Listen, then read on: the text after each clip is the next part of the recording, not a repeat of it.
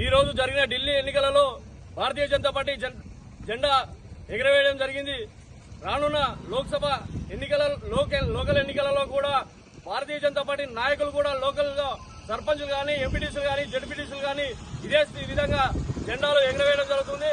మరియు ముఖ్యంగా ఇప్పుడు ఉన్నటువంటి ఎమ్మెల్సీ ఎన్నికలు 3 ఏవైతే ఉన్నాయో ఆ 3 ఎన్నికలను కూడా బీజేపీ కైవసం చేసుకోబోతున్నామని ఈ సందర్భంగా తెలియజేస్తూ రాష్ట్రంలో కూడా రానున్న ఎన్నికలలో కూడా భారతీయ జనతా పార్టీ తెలంగాణ గడ్డపైన కూడా భారతీయ జనతా పార్టీ అధికారాన్ని చేపట్టబోతుంది.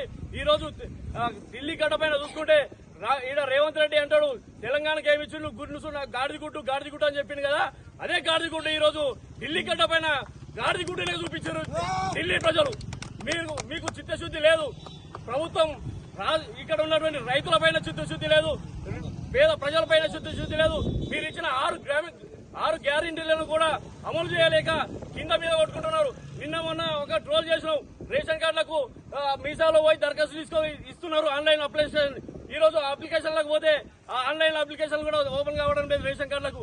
నువ్వు చేసేది ఏంటంటే మసిపూసి మారడుగా చేసి ఈ యొక్క రాష్ట్రంలో నువ్వు చేస్తున్నటువంటి పాలన ఏదైతే ఉందో దొంగల పాలన, దోపిడీ పాలన చేస్తున్నావు మిస్టర్ రేవంత్ రెడ్డి గారు. మీరు ఖచ్చితంగా ఈ ఎలక్షన్ ముందర పెట్టుకుని నిన్న మొన్న ఒక ప్రజాపాలన పేరు మీద దరఖాస్తుల పేరుతోని ప్రజలు మభ్య పెడుతున్నావు తప్పితే నువ్వు రైతు బంధు క్లియర్ గా చేసింది లేదు, రైతు బీమా వేసింది లేదు, ఆత్మీయ భరోసా వేసింది లేదు. రైతులకు ఏ ఒక రైతు కూడా సంతోషంగా నీ ప్రభుత్వంలో లేరు. కరెంటు సకాలం లేక పంటలు ఎండిపోతున్నాయి. నువ్వు చేస్తున్నటువంటి పాలనలో దొరాపాలన కనిపిస్తుంది, దోపిడీ పాలన కనిపిస్తుంది తప్పితే ఏ పాలన కనిపిస్తలేదు, ప్రజల పాలన కనిపిస్తలేదు. ప్రజా దర్బారాన్ని పెట్టుకున్నావు నువ్వు.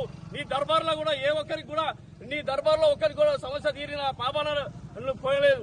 కాబట్టి ఇప్పటికైనా మేల్కొని ప్రజలకు